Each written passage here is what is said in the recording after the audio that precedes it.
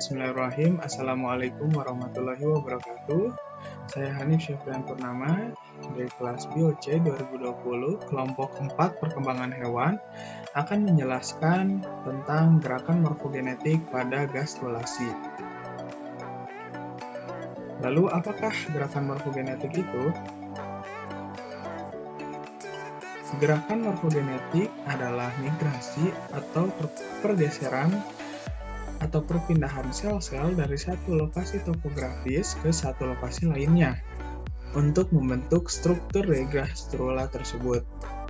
Migrasi-migrasi ini memiliki tujuan. Yang pertama ialah menempatkan area perspektif endoderm ke dalam, lalu membungkus embrio dengan perspektif ektoderm, lalu menempatkan mesoderm di antara ektoderm dan endoderm.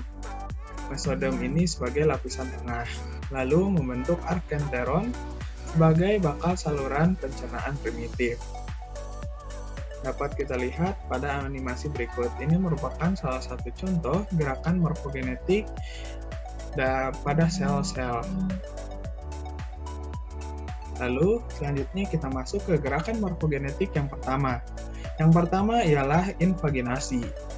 Invaginasi merupakan peristiwa masuknya sel bagian luar ke bagian dalam, atau dapat diartikan juga sebagai pergerakan berupa lapisan sel bagian luar masuk ataupun melipat ke dalam. Peristiwa ini ditandai dengan adanya satu lapisan sel yang secara pasif tenggelam dan akhirnya menjadi atau membentuk dinding rongga gastrosol. Dapat kita lihat pada contoh yang pertama. Di sini sel-sel sejajar dalam satu baris. Kemudian terjadi pergerakan secara pasif di mana sel-sel apikal bergerak masuk ke bagian basal. Jadi membelok seperti ini gitu ya. Melipat seperti ini. Lalu ke contoh yang berikutnya, invaginasi terjadi pada sel nomor 7 hingga nomor 10. Selanjutnya nomor 8, sel nomor 8 dan nomor 9 di sini sedikit menjorok ke dalam. Lalu kemudian sel 7 dan juga sel 10 ikut masuk ke dalam, seperti ini. Dan juga terdapat animasinya. Invaginasi ini biasa terjadi pada bulu babi, endoderm bulu babi. Dapat kita lihat, di sini sel-selnya bergerak masuk ke dalam. Sel-sel yang dari luar bergerak masuk ke dalam. Lalu selanjutnya kita masuk ke ingresi. Ingresi sendiri merupakan pergerakan sel secara individual dari suatu lapisan sel ke dalam suatu rongga embrionik atau blastosol. Atau dapat juga diartikan sebagai sel-sel bagian permukaan secara individual atau sendiri-sendiri bergerak bermigrasi ke bagian dalam interior dari embrio. Sel atau kelompok sel terpisah dari lapisan kelompok lain di dekatnya dan mengalami migrasi ke dalam blastosol. Dapat kita lihat pada gambar yang pertama, sel-sel berada pada satu baris sejajar begitu. Lalu sel-sel yang berwarna biru ini memisahkan diri atau melepaskan dari barisan tersebut secara individual. Nah, dapat dilihat memisahkan ke arah basal seperti ini. Sama, serupa pada contoh yang kedua ini, kita lihat sel-sel yang kuning ini memisahkan diri gitu, bergerak masuk ke dalam embrio. Terdapat animasinya juga, migrasi sel-sel secara individual pada mesoderm, bulu babi, dan juga drosophila. Nah, dapat kita lihat. Dapat kita lihat di sini. Nah, di sini sel-selnya melepaskan diri seperti itu dan masuk ke bagian dalam dari embrio. Seperti itu. Lalu selanjutnya ada involusi. Apa sih involusi? Involusi merupakan pergerakan membelok dari suatu lapisan luar yang tumbuh meluas masuk ke dalam dan meluas di dalam. Jadi sudah masuk ke dalam, dia juga melakukan pergerakan atau perluasan permukaan di dalam. Atau dapat diartikan pula sebagai lapisan sel yang membelok ke dalam dan kemudian membentang jauh ke bagian permukaan internal. Sejumlah sel atau lapisan sel yang bergerak masuk ke dalam gastrula. Agar tidak bingung, kita lihat contohnya. Di sini involusi, pertamanya sel-sel tersebut masih sejajar dalam 2 baris. Lalu kemudian terjadinya pergerakan dan juga pembelokan seperti ini. Nah, seperti ini. Nah, ini memang kurang jelas. Kita lihat ke contoh berikutnya. Di sini sel dari nomor 5 hingga 12 terjadi perlekukan. Di sini ada tonjolan sedikit ke bagian dalam.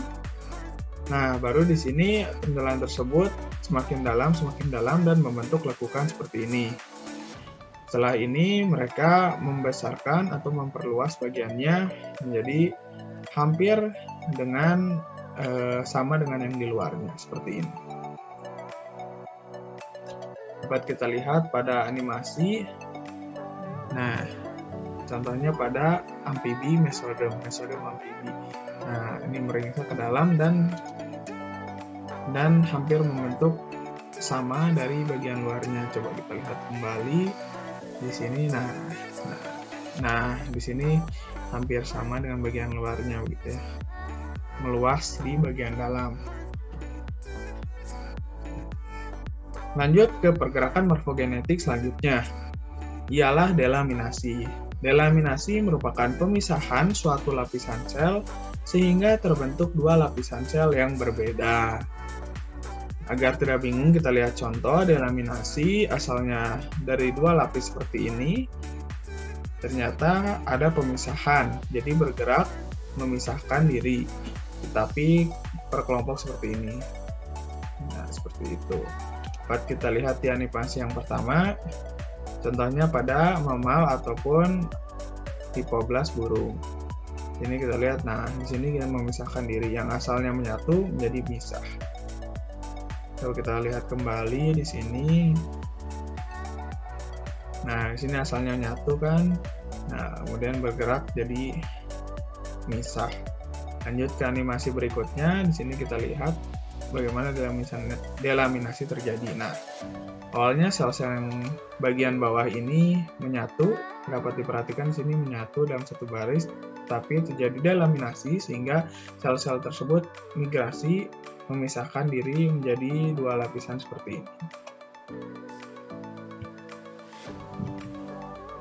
Baik, selanjutnya ialah epiboli. Epiboli merupakan pergerakan menyebar epitel untuk menjadi lapisan yang lebih dalam atau lapisan yang lebih tebal. Atau dapat diartikan sebagai lapisan sel yang membentang dengan menipiskan bentuk sel-selnya, menyeberangi permukaan luar sebagai suatu unit pergerakan atau pergeseran yang terjadi pada permukaan gastrula, meliputi perpindahan dan perluasan epidermal maupun neuroektodermal. Nah, di sini dapat kita lihat pada contoh, sel nomor 7 hingga nomor 10 terjadi epiboli meringsek masuk ke dalam. Yang asalnya dari luar, lalu masuk ke dalam untuk menjadi lapisan yang lebih dalam atau yang lebih tebal. Nah, hasil akhirnya akan seperti ini. Kita lihat pada animasi, epiboli, expansion, one cell atau banyak sel. Jadi, sel-sel tersebut mengekspansi bagian dalam. Nah, seperti ini. Yang kuningnya tersebut asalnya tidak ada, tetapi meringsek masuk ke dalam, jadinya seperti ini. Lalu ke animasi berikutnya, kita dapat melihat bagaimana epiboli ini terjadi.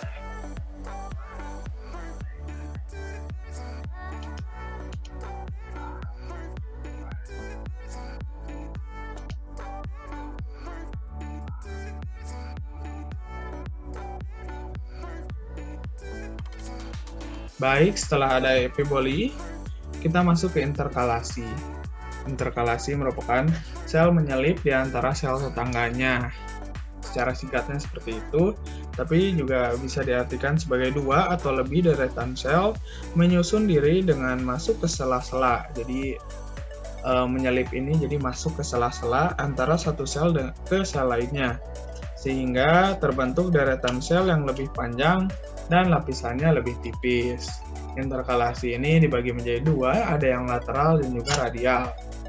Yang lateral melibatkan pergerakan sel secara lateral pada lapisan yang sama. Ini juga sama halnya dengan convergent extension.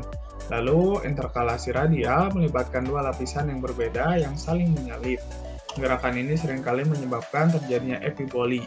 Dapat kita ingat kembali epiboli yang barusan.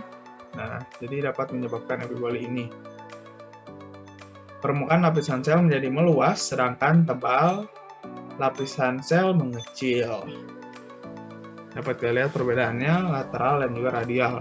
Jika lateral seperti ini asalnya, tapi gara-gara menyelip melibatkan pergerakan sel secara lateral jadi ke sana begitu, akhirnya menjadi panjang seperti ini. Nah, jika halnya radial, bergeraknya ke atas atau bawah, menyelip begitu, jadinya seperti ini. Jadi selang-seling seperti itu. Nah, setelah interkalasi, kita masuk ke ekstensi konvergen. Merupakan pemanjangan sel ke satu arah dan memendek ke arah yang lain, atau suatu lapisan sel dalam upaya mempertahankan posisinya, dan lapisan tersebut memanjang karena interdigital atau selang-seling. Konvergen extension 1, 2, 3, 4 dapat kita lihat. Nah, di sini terjadinya selang-seling, jadi sel tersebut nyelip begitu ya, atau masuk ke sela-selahnya. Jadi 1, 5, 2, 6, 3, 7, 4, 8 seperti itu. Dan juga ada animasi lain yang artikelnya biru pinknya di sini masuk ke sela-sela menjadi seperti ini. Biru pink. Baik, mungkin sekian yang dapat saya jelaskan mengenai pergerakan morfogenetik. Materi selanjutnya akan dijelaskan oleh rekan saya. Terima kasih telah mendengarkan, semoga bermanfaat.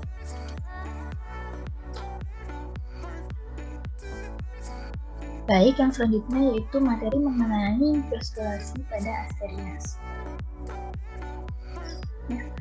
Asterias sendiri merupakan hewan dengan tipe telur isolasital, dan proses gastrulasi ini merupakan proses yang akan menghasilkan 3 lapisan germinal, yaitu ectoderm, mesoderm, dan juga endoderm. Gastrulasi pada Asteria sendiri melibatkan gerakan-gerakan morfogenik seperti halnya gerak epiboli, pendataran, invaginasi, involusi, dan juga migrasi. Di sebelah kanan ini terdapat gambar salah satu spesies dari Asterias. Baik, untuk yang pertama, tahapan gastrulasi pada Asterias sendiri terbagi menjadi 3 tahap. Yang pertama pada fase blastula, kemudian yang kedua pada early gastrulation atau tahap awal gastrulasi, kemudian yang terakhir adalah late gastrulation atau gastrulasi pada tahap akhir. Pada gastrulasi tahap awal, di sini sebelum memasuki tahap gastrulasi, embrio akan mengalami proliferasi, yaitu melalui pembelahan mitosis dari arah kutub anima. Yang lebih proliferasi akan terjadi lebih besar pada bagian kutub anima dibandingkan dengan pada bagian kutub vegetatif yang berada di bagian bawah. Nah, proses proliferasi dari bagian kutub anima yang lebih besar mengarah ke bagian kutub vegetatif itu akan terjadi gerakan yang disebut dengan gerakan epiboli. Nah, setelah terjadi pembelahan hingga sel-sel embrio tadi akhirnya membentuk blastula. Nah, tipe blastula dari Asterias sendiri merupakan tipe koloblastula lapis tunggal. Di sini bagian-bagian ujung dari blastula ini dikelilingi oleh sel-sel blastomer. Kemudian di tengahnya terdapat rongga blastula yang disebut dengan blastosa. Tahap gastrulasi awal dimulai daripada proses pendataran bagian kutub vegetatif. Di sini merupakan bagian kutub vegetatifnya, terjadi pendataran seperti yang diberikan tanda garis kuning ini. Kemudian setelah pendataran kutub vegetatif ini akan mengalami invaginasi. Invaginasi ini merupakan proses masuknya sel bagian luar ke dalam, sehingga menghasilkan sebuah lekukan ke arah dalam. Invaginasi tadi akhirnya akan membentuk rongga baru yang disebut dengan rongga gastrosol atau rongga arkenteron. Di bagian 3 ini merupakan gambar dari rongga gastrosol tersebut. Nah, sedangkan nantinya bagian 2 atau blastosol ini akan secara bertahap tereliminasi atau menghilang karena tertekan oleh pertumbuhan pada rongga gastrosol ini. Kemudian, setelah mengalami invaginasi, akan terjadi proses involusi endoderm dan mesoderm. Involusi sendiri merupakan proses melentiknya lapisan luar yang tumbuh meluas di bagian dalam dan tumbuh ke arah dalam, masuk ke arah dalam. Di sini dapat terlihat panah hijau merupakan alur dari gerakan involusi. Sehingga nantinya involusi tersebut akan membentuk lapisan endoderm, kemudian nanti juga akan membentuk bagian mesoderm. Nah, di sini ada juga sudah terbentuk bagian ektoderm yang berada di bagian luar. Kemudian setelah itu akan terjadi gerakan migrasi mesoderm pada bagian bibir dorsal blastoporus dan juga pada bagian bibir ventral gastroporus. Gastrosol sendiri memiliki lubang yang menghubungkan gastrosol keluar yang diberi nama blastoporus. Nah, blastoporus ini nantinya akan mengalami migrasi. Migrasi sendiri terbagi menjadi 2, ada migrasi konvergen dan juga migrasi divergen. Nah, tahap panah merah ini menunjukkan adanya migrasi konvergen, yaitu dari segala arah masuk menuju satu titik. Kemudian untuk migrasi divergen sendiri terjadi pada panah yang kuning, yaitu dari satu titik menyebar ke segala arah. Nah, di sini terjadi migrasi berturut-turut dari konvergen menuju divergen. Kemudian nantinya pada puncak hipoblast akan terlepas sel-sel mesenkim sekunder.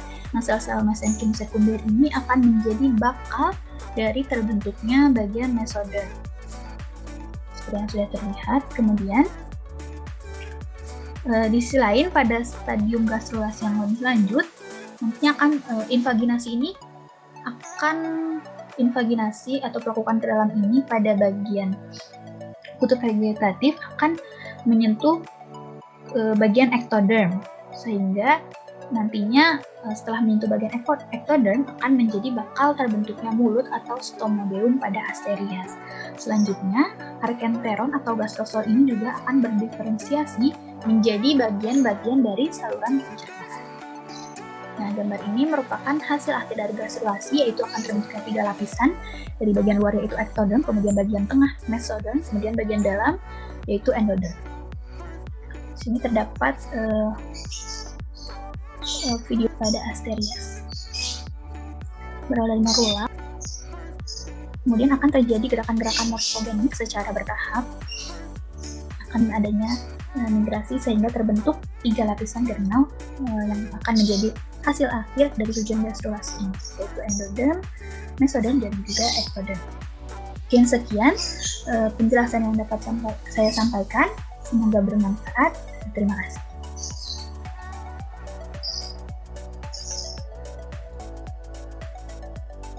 Selanjutnya ada gastrulasi pada amfibi.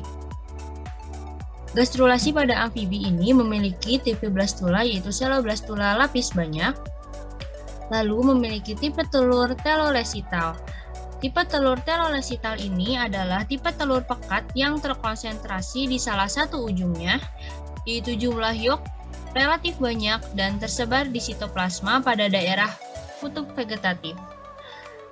Yang kuning ini melambangkan yok, putih ini adalah sitoplasma, dan yang biru ini adalah nukleus. Karena yoknya tersebar dan banyak, maka nukleus akan terdesak. Pada amfibi, perkembangan embrio terjadi di luar tubuh, sehingga membutuhkan cadangan makanan atau yok yang sangatlah banyak. Maka dari itu, tipe telur pada amfibi adalah telolesital.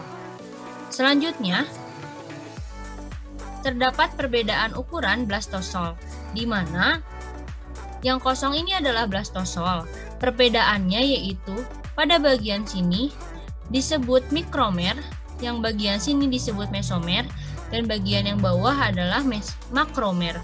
Perbedaan ukuran blastosol ini disebabkan pada saat pembelahan secara horizontal. Selanjutnya, adapun tahap gastrulasi pada amfibi. Mula-mula, sel mikromer dan makromer akan terus membelah, tetapi sel mikromer lebih cepat membelah sehingga terjadi gerakan epiboli. Karena animal pore ini lebih cepat membelah sehingga akan terjadi gerakan epiboli. Selanjutnya, sel mikromer terus membelah lebih cepat dari makromer. Akibat dari pembelahan kecepatan itulah terjadi indentasi. Karena terus terjadi pembelahan dari kutub anima, akan terjadi sedikit robekan dan itu namanya terjadi indentasi. Perobekan pada daerah bulan sabit. Ini merupakan perobekan hasil dari akibat terus membelah. Selanjutnya, perobekan ini menyebabkan sel-sel mikromer bermigrasi konvergen memusat ke dalam robekan tersebut. Lalu, sel-sel tersebut akan melakukan gerakan melentik atau involusi dan invaginasi. Arahnya membelok ke arah dalam. Selanjutnya, sel-sel akan bermigrasi divergen menyebar sehingga mendesak yolk dan blastosolnya pun menjadi kecil. Fase akhir, ini merupakan gambaran dari fase akhir gastrulasi, yaitu akan terbentuk rongga baru yang disebut gastrosol. Rongga ini terbentuk dari mesoderm.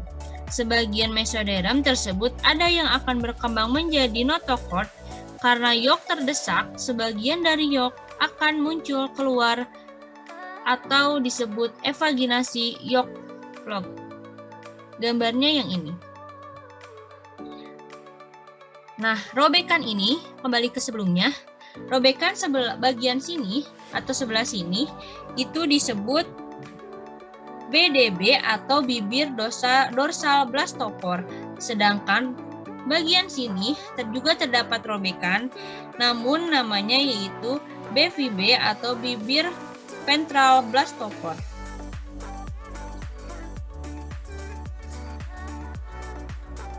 Hasil dari gastrulasi akan menghasilkan embrio dengan 3 lembaga yaitu endoderm, mesoderm, dan ektoderm. Endoderm ini akan membentuk saluran pencernaan dan saluran pernapasan serta associated structure.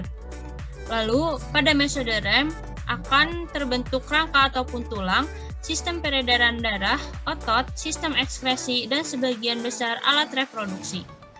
Lalu lapisan ektoderm akan membentuk jaringan kulit, alat indera, dan sistem saraf.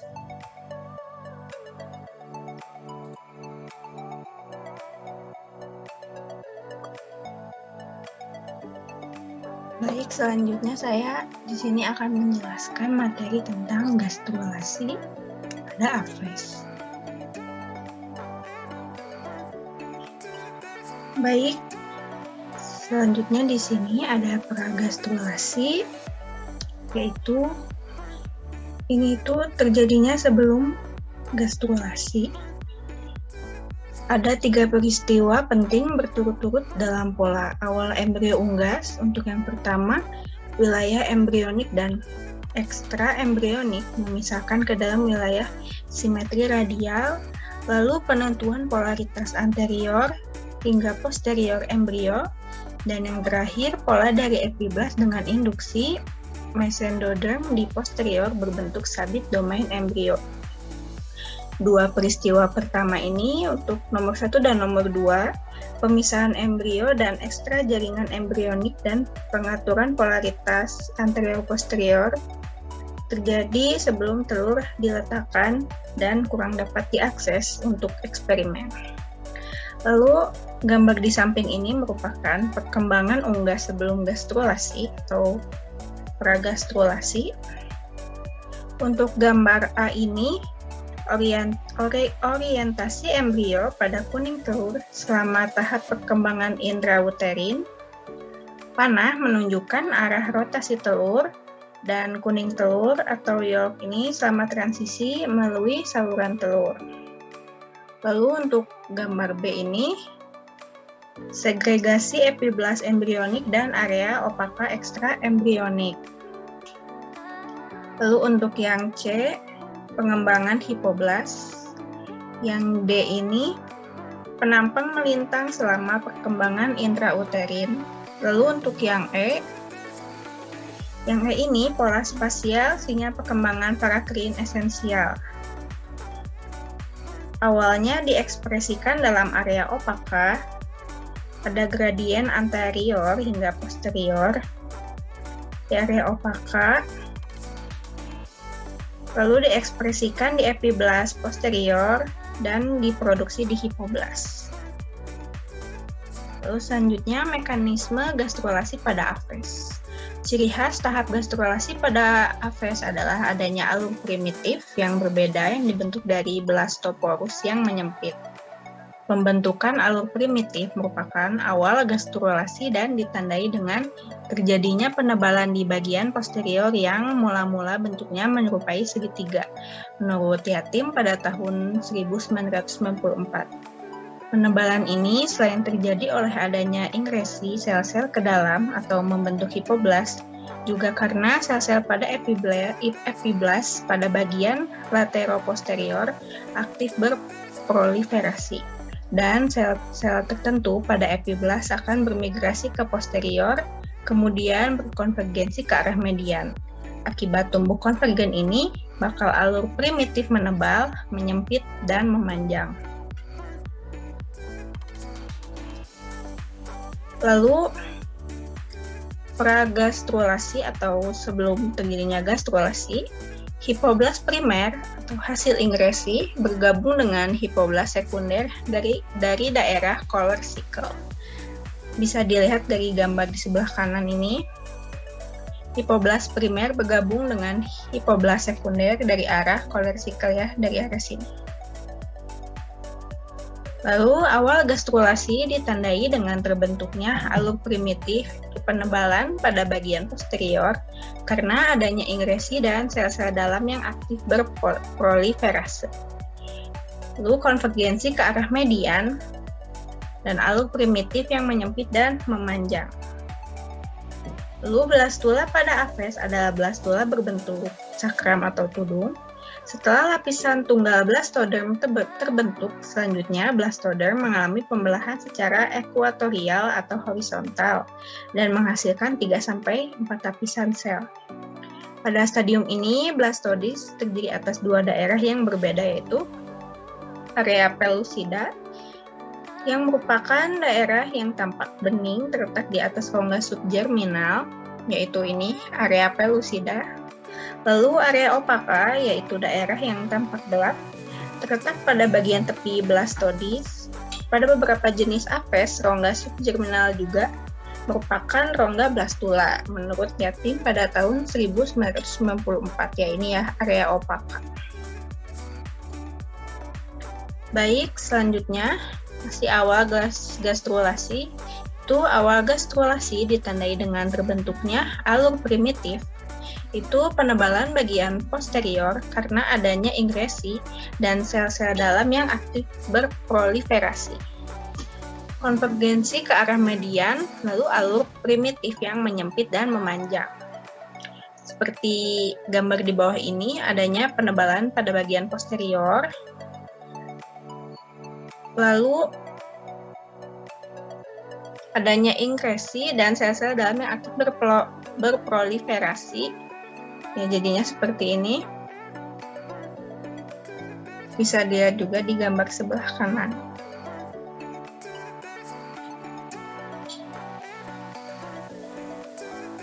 Lalu masih di alur primitif, terdiri atas sepasang tanggul atau pematang primitif dengan sebuah parit primitif di antaranya.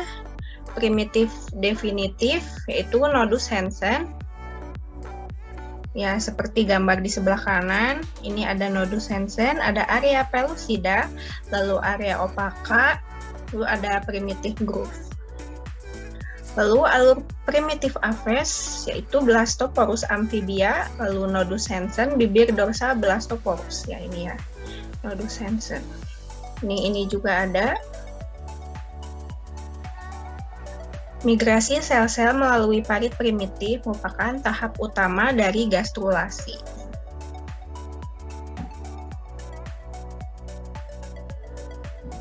Lalu selanjutnya ada regresi alur primitif, itu nodus Hansen yang mundur berubah menjadi alur primitif yang memendek.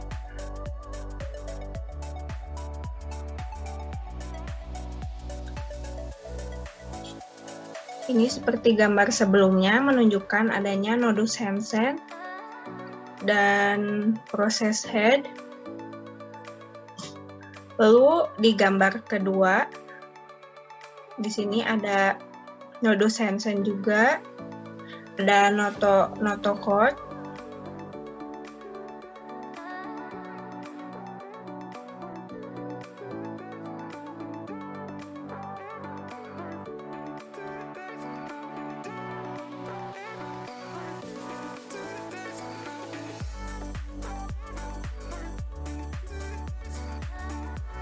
Baik, pembahasan selanjutnya mengenai gastrulasi pada mamalia. Pada pembahasan video sebelumnya, kita ketahui bahwa tipe telur mamalia dan apes berbeda. Tipe telur mamalia termasuk ke dalam jenis tipe telur isolesital, yaitu tipe telur yang memiliki yolk yang sangat sedikit, sedangkan pada apes termasuk ke dalam tipe telur megalisital, yaitu tipe telur yang memiliki yolk yang sangat besar dan banyak.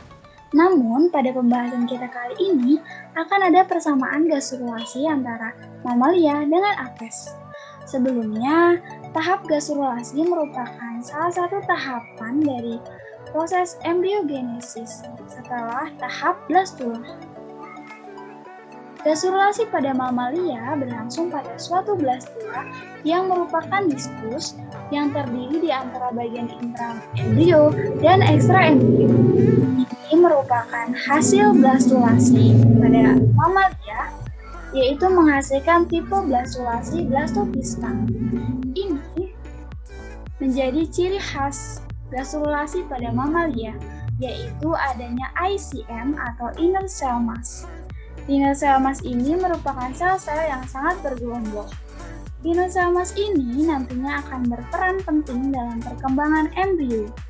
Sedangkan selapis sel tipis ini disebut sebagai tropoblast yang akan menjadi penyokong dari perkembangan embrio. Ciri khas yang kedua adalah terbentuknya primitive streak pada proses gastrulasi mamalia nanti. Nah, ciri khas nomor 2 inilah yang menjadi persamaan antara gastrulasi mamalia dengan apes. Ini merupakan primitive streak-nya. Selanjutnya, tahapan gastrulasi pada mamalia dimulai dari adanya tahap implantasi, yaitu menempelnya blastula ke dalam dinding endometrium. Jadi, tahapan gastrulasi ini nanti akan terjadi di dalam uterus, tepatnya menempel pada dinding endometrium. Ini merupakan inner cell mass-nya, nantinya akan membentuk bagian-bagian penting embrio dan juga membran ekstra embrio. Sedangkan tropoblast ini nantinya akan mengeluarkan enzim yang dapat membantu agar inner cell mass ini dapat menempel di dinding endometrium. Dapat kita simak prosesnya sebagai berikut. Nah, ini merupakan tahap morula sebelum tahap blastula dan gastrula.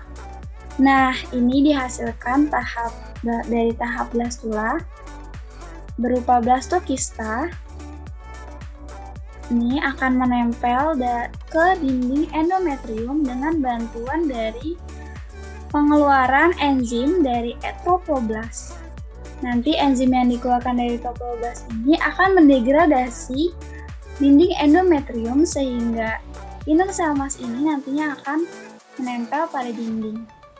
Ini merupakan bagian-bagiannya, antara lain epiblast dan hipoblast merupakan diferensiasi dari ICM, sedangkan sitotropoblast merupakan diferensiasi dari trofoblast dan sinsitiotrofoblast merupakan diferensiasi dari sitotrofoblast. Untuk lebih lanjut akan dijelaskan pada slide berikutnya.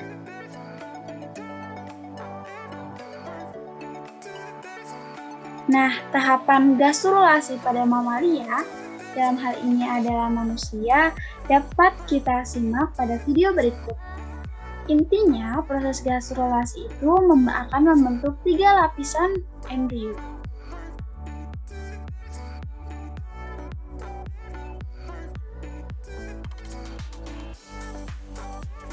Baik, tahapan pertamanya ialah pada akhir minggu kedua perkembangan cakram embrio bilaminar, yaitu hipoblast dan epiblast. Sepanjang minggu ketiga, perkembangan cakram bilaminar ini membedakan untuk membentuk 3 lapisan utama. Hal ini disebut sebagai proses gastrulasi.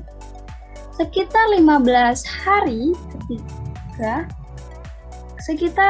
sepanjang minggu ketiga, perkembangan cakram ini akan membentuk primitive streak. Ini adalah primitive streaknya yang menjadi sumbu utama dari embrio nantinya, yaitu ada bagian kranial dan nanti ada bagian caudal. Nah, ini adalah primitive streaknya.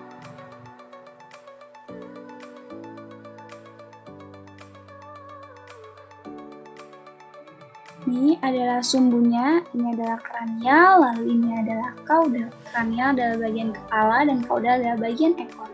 Dapat kita lihat juga membagi bagian sisi kiri dan sisi kanan tubuh.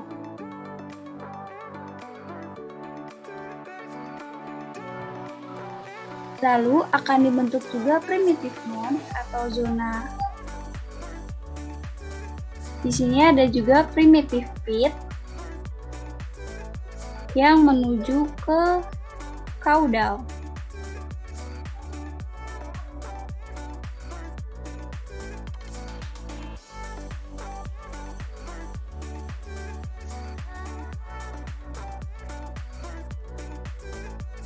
Nah, ini adalah primitive groove-nya.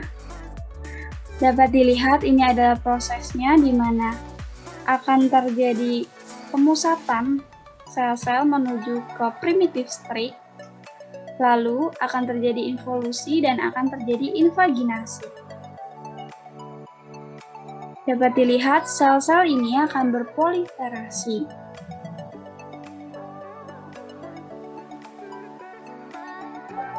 Sel pertama yang terinvaginasi akan membentuk lapisan endometrium yang sesungguhnya. Jadi, dari hipoblast tadi akan tergantikan menjadi lapisan endometrium yang sesungguhnya. Lalu ini adalah ektodermnya.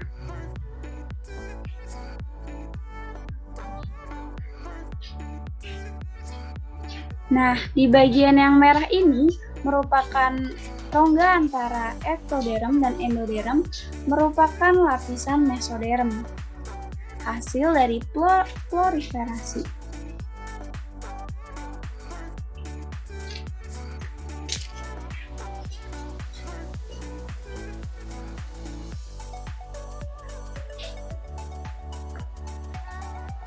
Ini merupakan bagian dari caudal atau ekor, lalu ini adalah bagian kepalanya. Dapat dilihat ini lapisan endoderm, lapisan mesoderm, dan lapisan ektoderm. Jadi dapat disimpulkan bahwa yang pertama, sel yang pertama terinvaginasi atau sel yang mencuat itu melalui primitive groove itu akan dikenal sebagai lapisan endoderm. Sedangkan sel epiblast yang tadinya di atas itu akan dikenal sebagai lapisan ektoderm. Lalu sel yang di antara ektoderm dengan endoderm akan dikenal sebagai lapisan mesoderm. Nah, selanjutnya dapat kita lihat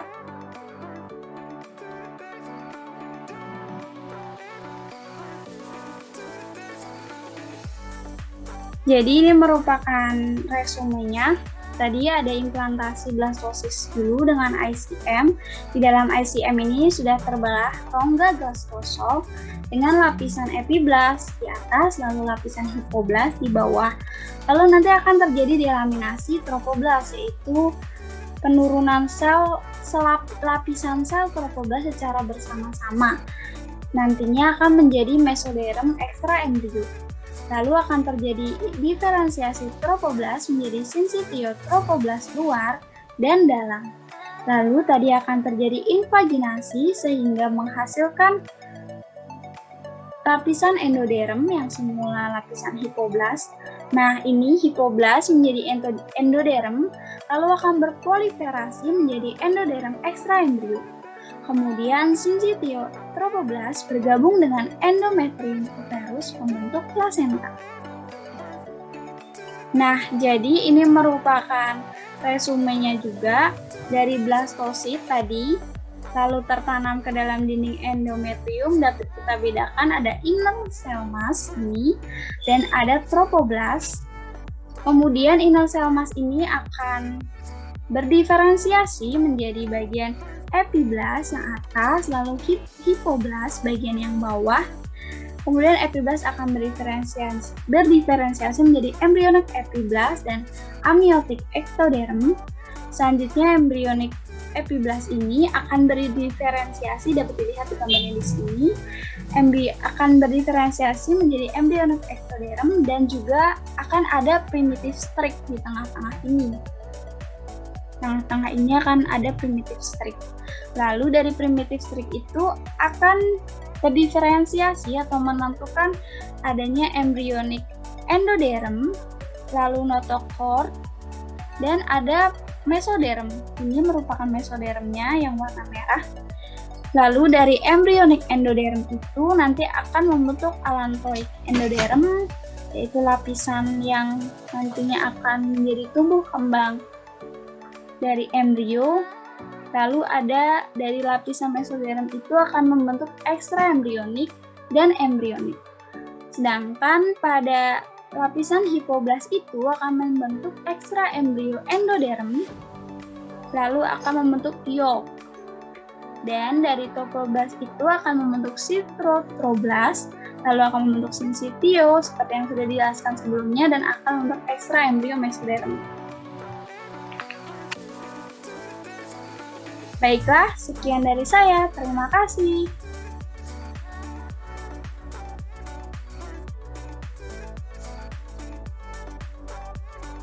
Berikut adalah daftar pustakanya.